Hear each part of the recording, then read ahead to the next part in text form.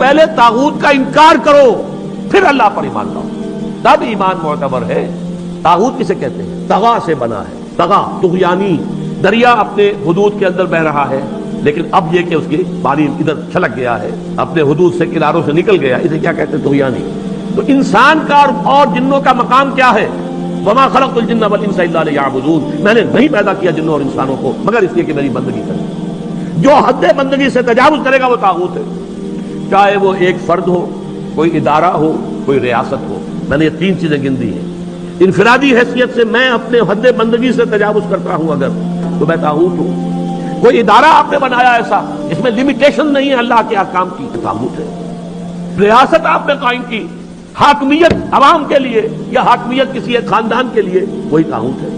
اس کی نفی، اس کا انکار، اس کے خلاف بغاوت کر کے ایمان لاؤ گے تو ایمان معتبر ہے۔